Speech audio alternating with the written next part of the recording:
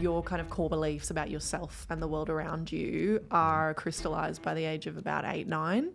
It's really hard to rewire those stories. That's why we go to therapy, so we can get rid of the shitty ones and like replace them with healthier ones and stronger ones. It's really troubling to me that we're not trusting young people with the language. They're already talking about this stuff, and it's very overwhelming when you're a young person on the phone at 2 a.m. trying to keep someone alive. And that is why we teach this.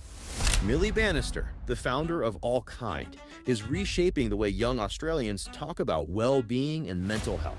Older generations kind of think that we're softer, but my argument is that the conditions are far tougher. We're the loneliest generation, despite being hyper-connected. I think we're going to have to save ourselves, and I wouldn't be surprised if we... Millie, welcome to The House Story.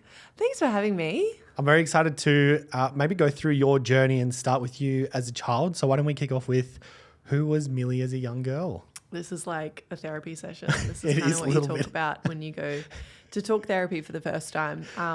But it's really interesting that you asked that as part of like a business growth story, because I think it definitely influences, who you are and how you operate, how you see the world.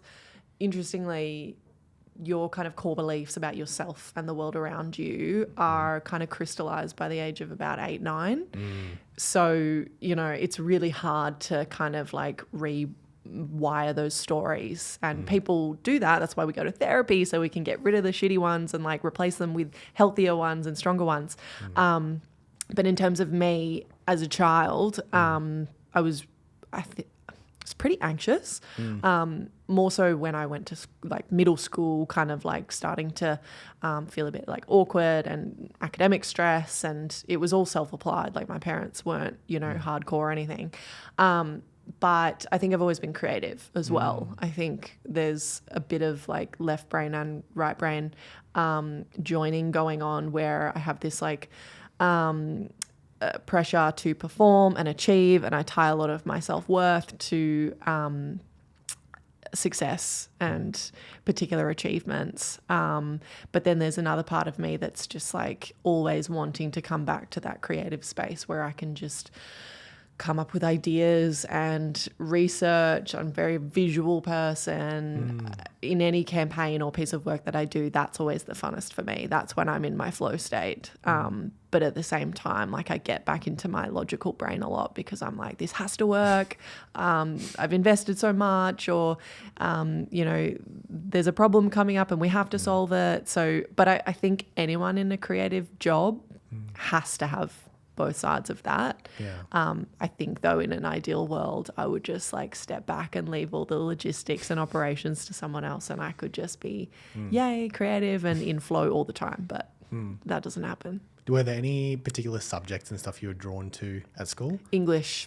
Really? Yeah, English and drama and dance. I did like performing arts, loved all that. I actually wanted to be an actor after school, audition for a few places. I didn't have the resilience, couldn't handle the rejection, and I think I knew that and just didn't really put my all into it, or maybe that's what I tell myself around the rejection of not getting into drama school.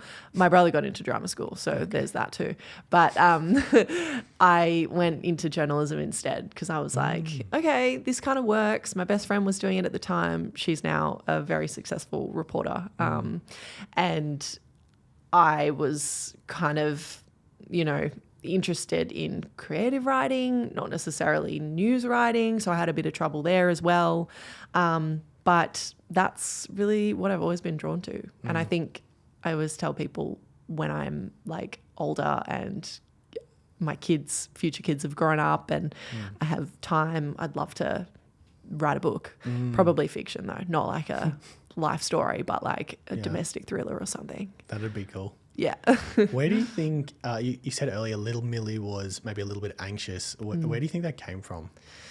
I think when you look at someone's kind of mental health and ill health, it can kind of be hereditary or it can be situational. I think for me, it's always been a bit of both. It's also come along with depression as well. Those kind of coincide with each other. And I've been medicated since I was 16. For anxiety and depression, basically, because I've got that level of like hereditary kind of baseline, like, oh, there's a bit of family history.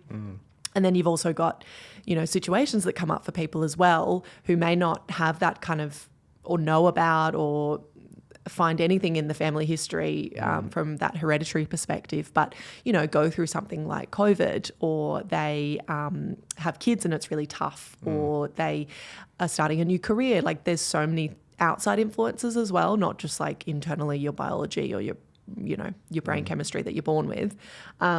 So yeah, shit happens. And I think I've seen that in myself as well, particularly during COVID. That was like my lowest point of my mental health by far. And I know that I'm not alone in that. No. But yeah, I'm still on the same medication because that's kind of something that I need to do as much as a preventative measure, as well as this kind of reactive measure of, you know, stuff in my life. Even now, like I'm in a much better place mentally, but I've never been so busy in my career, and there's other stuff, you know, it's never smooth sailing for too long. There's always something that kind of comes at you, and you have to kind of self-resource and get through it and learn new stuff about yourself and the world, and that can be really, really hard. Did you go, I'm going to come back to this, but I just want to quickly understand, did you go to uni and study the complete degree in journalism, or did you? Switched over to media comms, and then I hated uni. Yeah. Hated it. I was one of those people who kind of peaked in high school. Like I had, you know, so much on, and I love structure, particularly from a social perspective. If we talk about that great scattering that happens after school, because we don't have that framework and proximity with, you know, people. And these people in high school I'd been with since I was 5 years old in preschool. We were one of those schools that went all the way up. And to this day, I've still got a couple of really close friends from meeting in the sandpit at 5 years old. So it was the same group the whole way through? Yeah, wow, the whole way through. Okay, cool. Yeah, some joined, you know, in middle school and stuff, but it was never, you know, a true kind of meeting new people for the first time. You were sheltered in this kind of, you've grown up with each other, you don't have to prove yourself. And I'm someone who's particularly socially anxious, and I find it really hard outside of a work setting because there's no structure. Whereas like going to a conference, I find it so much easier because it's like you have somewhere to be, you have a collective kind of understanding of why you're there, you have things to talk about. Some people don't think about that. They're like really social butterflies, and that's amazing. I envy that. But for me, after school, you know, there was that great scattering. Everyone kind of moved and started doing their own thing, and we lost that proximity and the frequency of catching up. And I felt really, really lonely in uni. I had my best mate, but she was kind of doing really well, and I was battling a bit with like the content and just wasn't interested in it. So started media comms, and that was like more creative, which was great for me. But just the lifestyle of uni kind of sucked. Like I was working 2-3 jobs on the side, and you know, all of that's fine. It's very formative, but I just hated being in Brisbane, and I hated the idea that when you go to uni, you're just, you know, a number, and there's no sense of belonging or community. There's no kind of like group goals. It's all very individual. So I did an exchange program to the States and stayed over there for a year, and that was awesome. Tell me about after uni. So I was in the States in the only school that I could kind of match up with my degree to finish in San Jose, which is just like in Silicon Valley kind of thing, which was so interesting. And again, I hung out with kind of international students, and there was a couple of other Aussies. And because we were thrown into this situation together away from home, we were all young, all foreign, we had this structure, collective understanding, and that was one of the best times of my life. Even though I'm not a social person, I found that really easy because we all lived in the same block of units. We all went to the same classes or the same basketball games on the weekend. And, you know, even the university, well, they call it college, and it really is like a lifestyle that has so many different facets to it, because a lot of kids kind of are sent and they live on campus. So there's something going on all the time. And you're in this like big adult sleepaway camp for like a whole year. And it was the best thing ever. Yeah. I think uni in the US is very different. From a community standpoint to that of what it is here. Yeah, absolutely. Yeah, especially around like sport and stuff like that. They're so big on it. And like you said, everybody just stays together. And so it's just like your big family. Yeah, absolutely. Interesting. Okay. So after the US, you came back to Australia? Yes. But you founded allknd in the US? Yeah, kind of. It feels very self-indulgent to like tell my whole life story, but I appreciate you asking. I finished my degree over there, and I was looking around at the time on social media. This was like 2017, 2018 when the travel blogger emerged, and during my year at college, I was kind of like, why don't I do that? Like, why, if they can make money by traveling and living this glamorous life, like, why can't I? I've just done a journalism degree. Like, if anyone can do it. It was really hard though, obviously, but at the time, Facebook hadn't bought Instagram, so you didn't have to pay to play. You would post a photo that was like super curated, and I learned Photoshop so that I could add better skies, sunsets, birds, and shit just went viral so much easier. And it was... oh gosh, the level of work involved was minuscule in comparison to what we do now. Yeah. And I'm so nostalgic for that time. It was so fun. And I just did Instagram ads. Like I would work with lifestyle brands, suitcase brands, travel brands. And I would just kind of like go to different cities and explore. And it was self-growth as much as self-discovery and personal brand growth as well. So that's how I made money for a bit.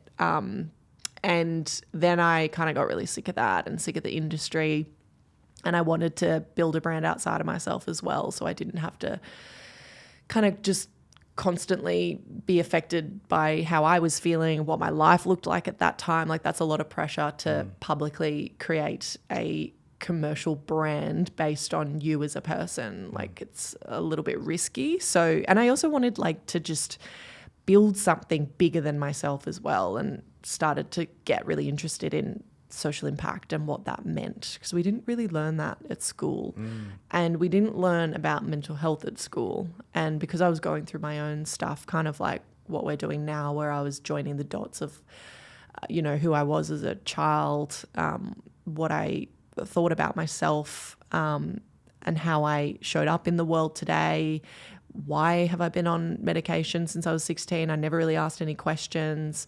All of that kind of came up for me during that kind of developmental phase, I guess, in my early 20s. And I just started, looking around on social media. That was the therapy is cool movement back then. And everyone was like, wow, this is so groundbreaking. We're like making a taboo topic a social media trend, and it was great for everyone, you know, and that was so interesting to me. And I just started talking to people in that space, you know, psychologists, what did they used to call them, like life coaches, you know, who used to have life coaches. So I kind of was learning as much for myself as I was for this new entity that I was building at the time. And so I'd really like started that and kind of figured out that I wanted to teach other young people a level of mental health literacy, a level of self-development. And then COVID happened and I came home because you can't be a travel blogger during that time. But you know what? I am so glad that that happened because it forced my hand. And I do really well when I have constraints. Like that feels safe to me, especially as a creative. Like when you have a project that is so open-ended, the scope is limitless, that's a really overwhelming space to show up in and work within.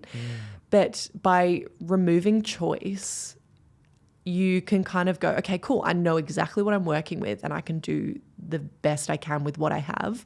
And so what I had at the time was the comfort of my parents' house in Brisbane.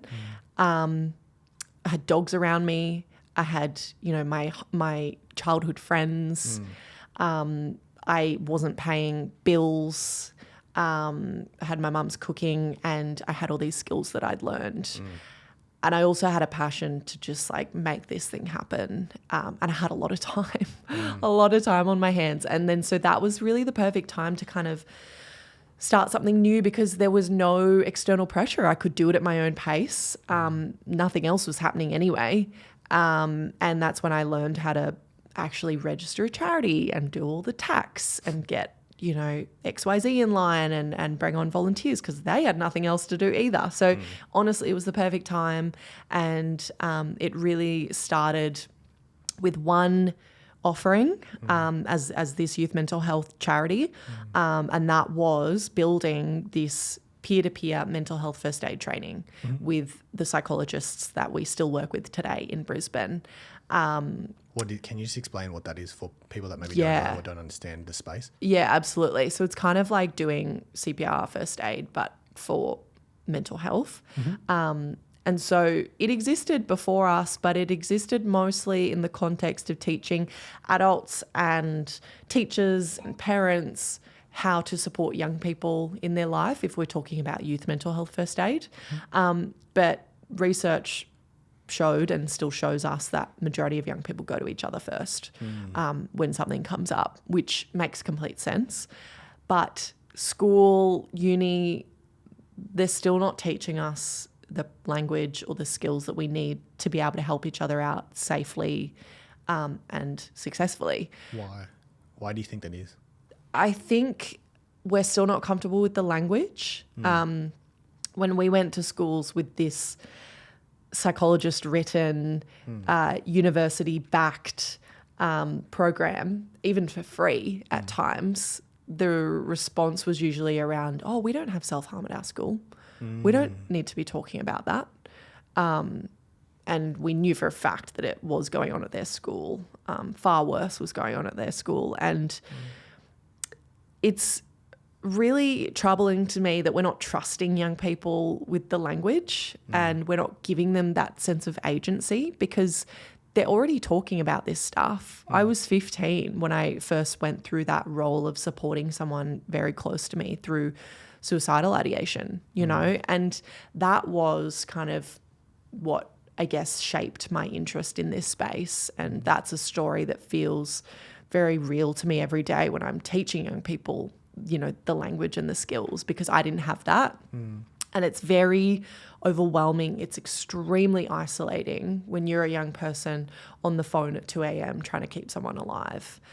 And that is why we teach this, so that, this person on the phone at 2 a.m. can go, okay, I'm asking the right questions because I know what they are. Your responses are telling me this. I know exactly the name of the crisis line, or recommend you to, your GP or your elder or your auntie or whoever it is. So it's not about being that person's therapist. That is problematic in many ways, but it's about knowing how to be there, how to actively listen, how to ask the right questions, and then understand their response and refer outwards. So there was that big kind of gap there, and we wanted to fill it, and we wanted it to be as accessible as possible. So it's 60 minutes, it's online, it's video based, it's built by developmental psychologists and evaluated by a uni, and it's free. And it's online from, anywhere, anytime kind of thing. And then you get your certificate in peer-to-peer mental health first aid. And that was the gap that we filled. And that meant that the way we spoke to our, community and the way we showed up in the world, mostly online, was with that idea of being this is a peer-to-peer approach, not a top-down adults, corporate, government down to young people. It was very much horizontal. Yeah, I think that makes more sense because you're going to go to your friends first before Yeah. you're going to go to the teacher or to your parents probably. Yeah. And we wanted to be that friend for them. What's something that you've learned that's maybe been astounding over the past few years in working with lots of children and working with lots of schools and psychologists? I think the first thing for me was the level at which young people experience mental ill health. It's up to about 3 in 5 of us. That's over 50% in psychological distress. Very high. Yeah, it's very, very high. And I talk about, this generation a lot. I feel like a real poster kid for this generation in more adult spaces with other generations around why that is. Older generations kind of think that we're softer, but my argument is that the conditions are far tougher. And there's a lot of components in that make up, this environment that we not just live in, but develop in. We're developing as a human during all of these kind of interesting and complex conditions. And adults really forget that because they didn't have the same lived experience of growing up online. They didn't necessarily have a cost of living and a housing crisis and a climate crisis on their hands. There's a number of things that, I can list out to anyone who's like, well, why are the conditions far tougher? But that's besides the point. It's more about if this is what young people are telling us, and there's so many that don't tell us as well. There's so many hospital presentations that don't get counted as self-harm. There's so many conversations that go unheard. If this is how young people are presenting, can we not just hear them out? Can we not just believe their pain and their struggle and their cry for help, really? So that's kind of the first astounding thing, these stats that constantly come up, we're the loneliest generation as well, despite being hyper-connected. And then I guess the flip side of that is that despite being in chronic crisis as young people, we are hopeful and we are generous and we are values-led despite all of that. And I think that's a really beautiful thing. And, I think we're going to have to save ourselves. And I wouldn't be surprised if we do. That's so interesting. What do you think someone listening that's maybe in a position of power, maybe they're a principal of a school or maybe they're a politician or a business leader or whatever it might be, what do you think they should be thinking about as it relates to mental health? I think the agency piece, trusting young people with the resources that they need to do what they need to do.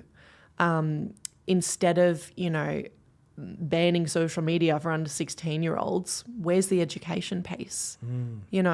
Why are we just taking away their license to live instead of teaching them how to drive, So that's a real thing for me. I'm always education first because everyone has a right to education. Everyone has a right to understand how their brain works, the conditions that we live in, how to get support, and yet we're just kind of avoiding it and we're sweeping stuff under the rug and we're just kind of not believing that, one, young people are really struggling, and two, they're actually strong enough and smart enough and compassionate enough to understand what's going on and to be, literate across all of these different facets of the way that, they show up in the world. Do you think that resilience plays a big part in it? Yeah, I do. But I think resilience is an interesting word that kind of gets thrown around a bit by, people who are on the other hand of the debate, I guess. It's like, well, can't we just have a little bit more resilience? Can't you just kind of like toughen up a little bit? And, when I was your age, X, Y, and Z, It's like, well, one, you're obviously nostalgic for a time, you know, when you were young, and you would have had a really tough time too. There were different conditions. They may not have been exactly what we have now. But if you truly reflect on what it was like to be a young person who was still developing their prefrontal cortex, shit was really hard. And so when you apply all of these layers of environmental pressure, and it's not just, you know, a couple of years of COVID, it is chronic, everyday stresses. The climate crisis is not going anywhere. The cost of living crisis is getting worse. We can't afford to buy a home. 86% of young people say they're giving up on their dreams and their goals because of the cost of living. So it's not just what's in front of us right now. Like, yes, we can get through these 3 years of COVID. It's we may not have a future. And if I don't have any hope for the future, how am I supposed to show up at school and do my work? How am I supposed to have a sense of motivation or passion when I know that my future is not guaranteed? And that, I think, is what we're forgetting about this generation, because no other generation has had to experience that before us. When you refer to generation, up till what year level are you referring to? I would say Z, because that's kind of around like 13, 15 to 28. I'm 28, so I'm right on the cusp, but it's been really interesting to watch everything that's unfolded, you know, after me, after I've kind of grown up. Like, my first social media was when I was 12. So I was online from 12. I didn't have the Instagram that we have today, thank goodness. But I know what it's like to have your two worlds join, and that kind of low level hum of ambience of no separation.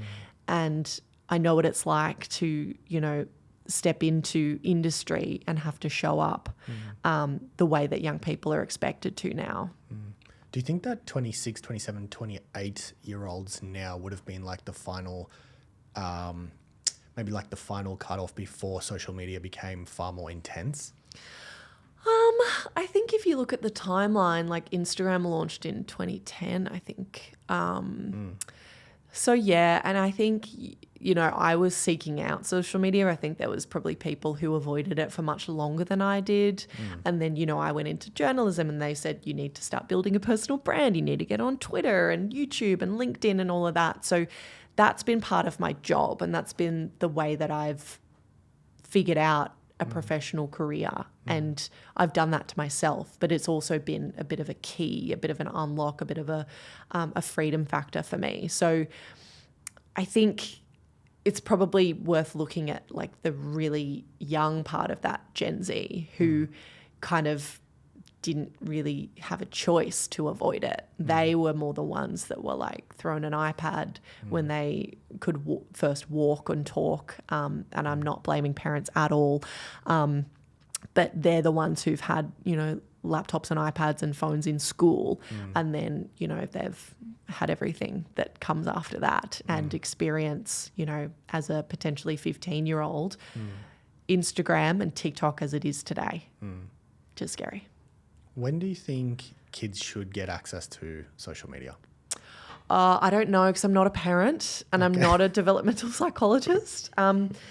But if we're talking about the whole ban situation of, you know, currently it's 13 that you can get your social media citizenship, but they're talking about 16. Is that what you're kind of referring to? Not really, but I mean, we can touch on that as well. I meant more just based on, because I bet you get to chat to a lot of parents and probably different individuals in power, like principals and business leaders and politicians. And so I suppose my question is around, based on those, and I recognize that you're not a psychologist, but based on those, where do you feel it should be, at what point, or where do you hear parents saying, hey, I gave my child, you know, their first phone and Facebook account at age X, and I feel like that's been the best decision or the worst decision.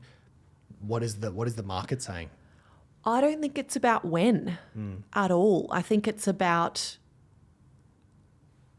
you know, when they do, how are they showing up? Have they got any level of digital literacy? Do they know what's AI and what's not? Do they know what cyberbullying feels like and looks like? Do they know the safety features on that platform? Do they know how to kind of set some boundaries and the effects of going over those boundaries and what that looks like for their sleep and their diet and how they feel at school the next day? So I don't think it's a question of when. I think it's a question of how they show up when they do, because it is inevitable. And, you know, every parent has a different idea of when they think they should be exposed to that. And sometimes they're powerless to the young person's pursuit of getting into that community and that space and that world of opportunity and learning and resource and overwhelm. It's about that education piece, which I always come back to, and what our psychologists always come back to. What are some tips, or what things should I be doing? I'm not a parent, but if I were a parent, what should I be doing as a parent to better support my kids? I think it's really important to model really good behaviour and understand that, you know, you're only allowed 1 hour screen time. It's like, okay, well, what are you doing with your screen time? Are you allowed on your phone when they're not allowed on their phone? And also understanding that it is not a personal failure to be addicted to your phone and to the internet and social media. It doesn't matter what age you are. If you're, you know, in your 30s, 40s, 50s, even me, someone in my late 20s who does this work for a living and gets access to all this research and the psychologist kind of input, I stand not a chance, you know, when it comes to my phone. I struggle every single day. And so how can we possibly expect young people to also be immune to that? It's just not going to happen, you know.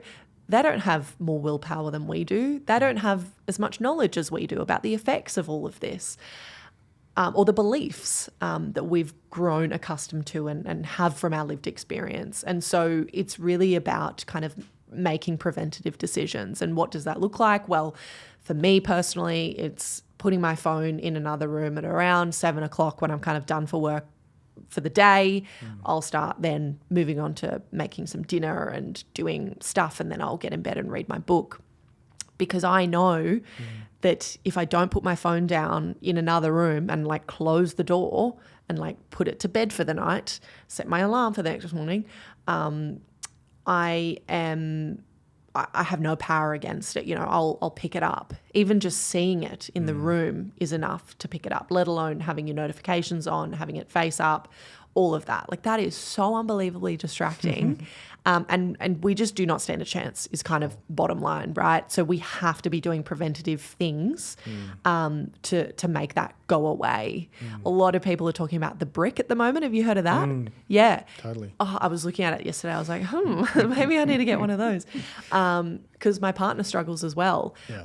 And then, you know, with the whole charging in another room, it means that I'm not looking at it first thing as well. Yeah. But this morning, my partner brought my phone in for me because the alarm was going off, and I turned the alarm off. And what do? Straight on there, straight on Instagram. And I'm like, no, wait, hold on. This is not how I wanted to start my day. Because there's all this research about like what that does to our brain in that kind of theta state, how you focus for the rest of the day, all of that.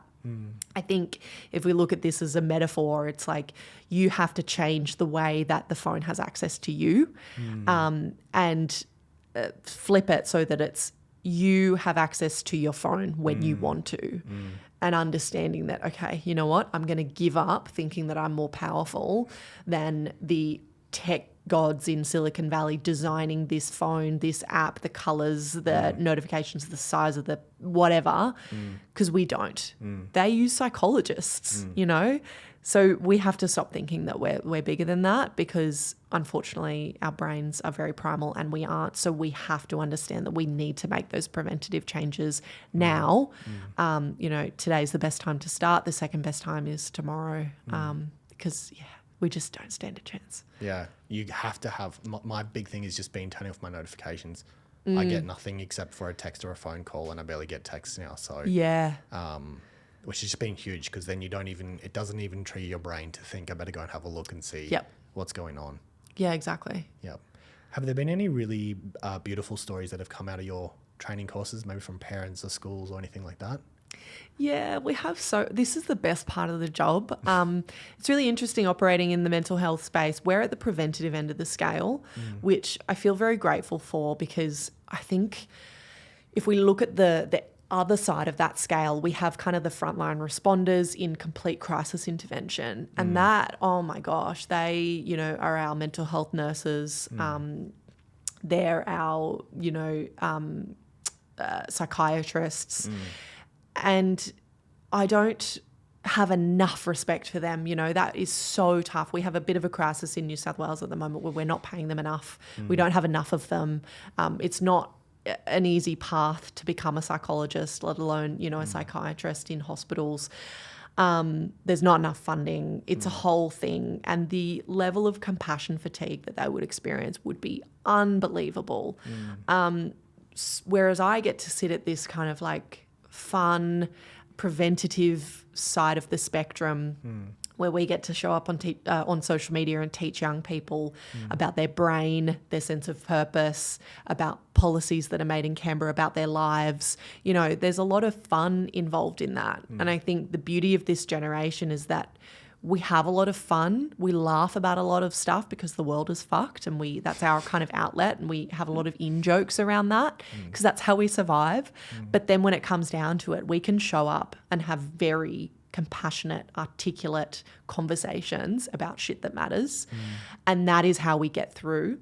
And so it's been a real pleasure to operate in this space. You know, our team is made up of young people. All our volunteers are young people. We get DMs every day.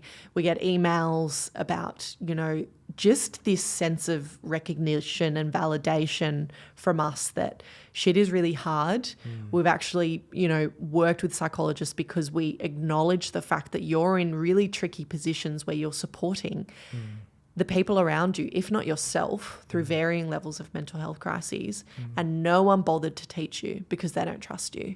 But we do, and we'll talk about it all day, every day with you because we understand how tricky it is and how much of your brain space it takes up.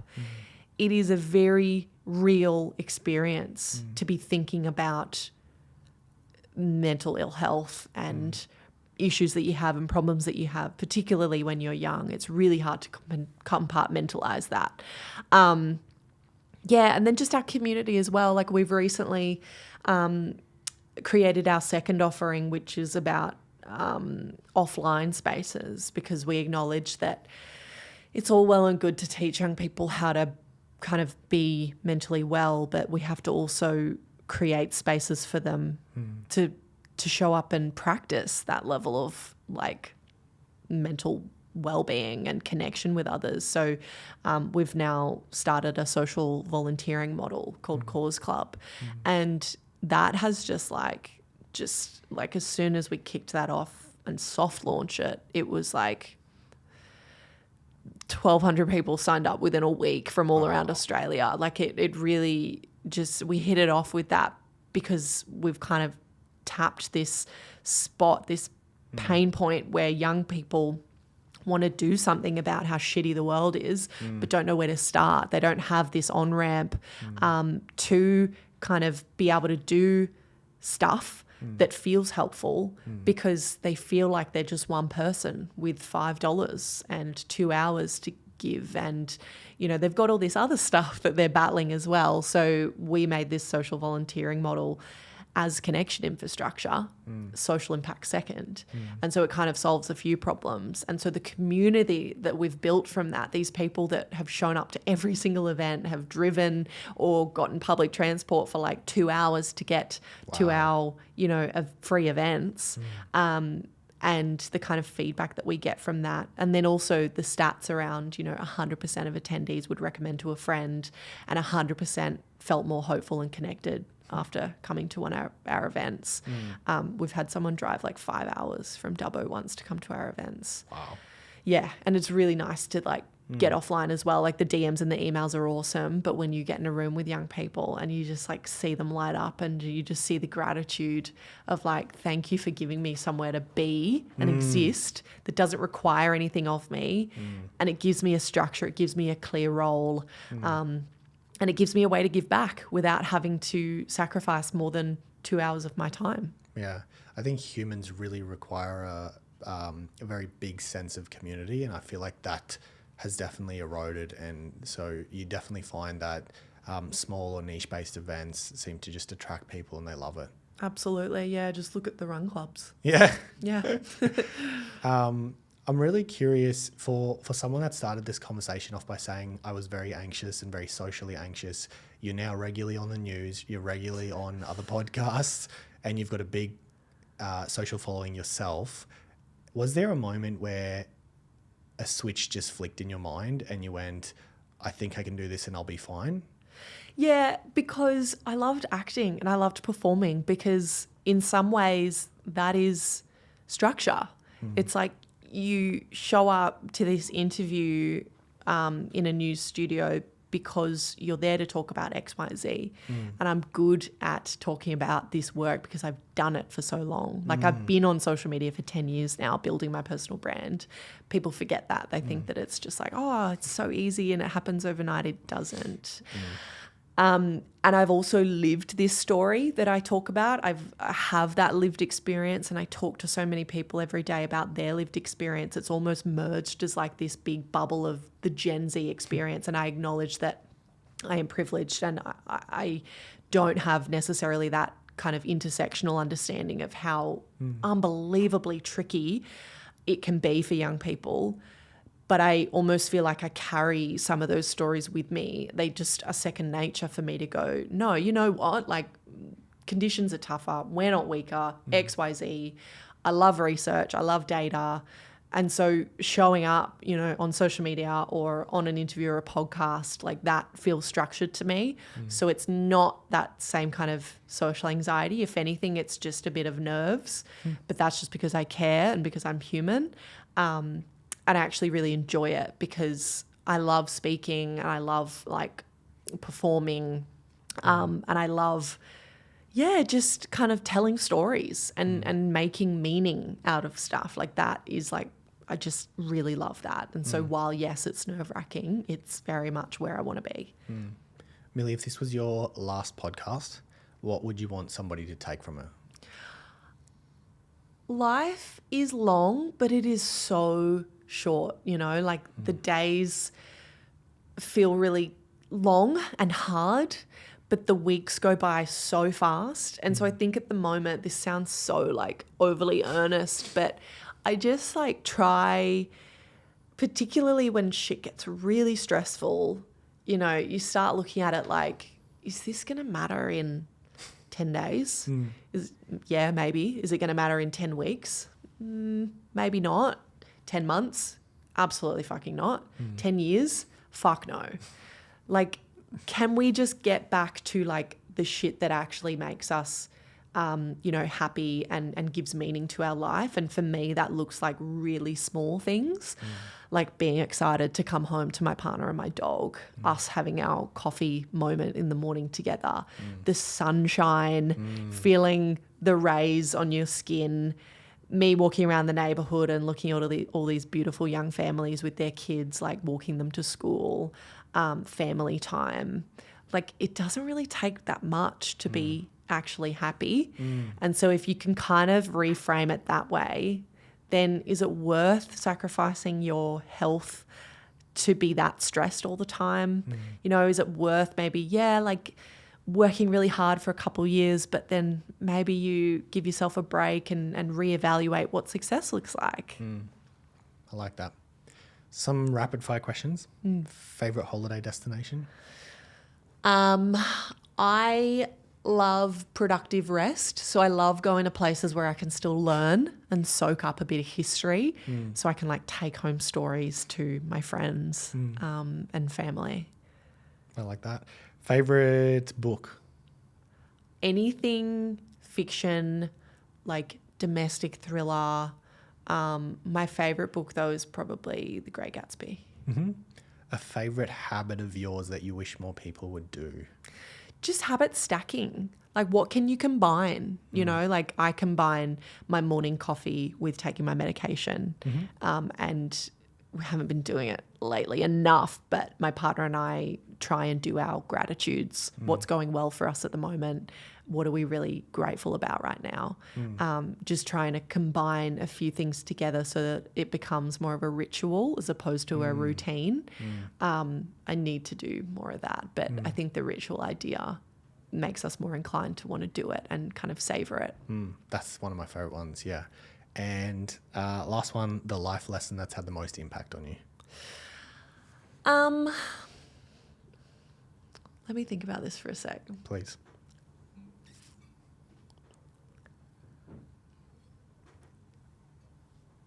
I keep coming back to this one because it is so powerful and I prove myself right every time I do it. You have to let others say no to you before you say no to yourself. Like the amount of rogue emails, phone calls, DMs I have made that have been like, this person will absolutely not say yes, but do it anyway. Like, why should you be the person that decides that they're going to say no? Give them the right to say no. The amount of times that I've gone, absolutely not, this is a joke, but I'll fire off that email anyway. And they come back and go, you know what? Yeah, let's meet up for coffee. Or a podcast. Yeah. Or like, yes, I'll be involved in that. Or yes, I can help you with this. Like, oh my God, I just prove myself right every time. And as someone who is such a people pleaser, as someone who is socially anxious, like I'm always like, no, they couldn't possibly say yes to that. And then they do, and then it changes my fucking life or the trajectory of my business.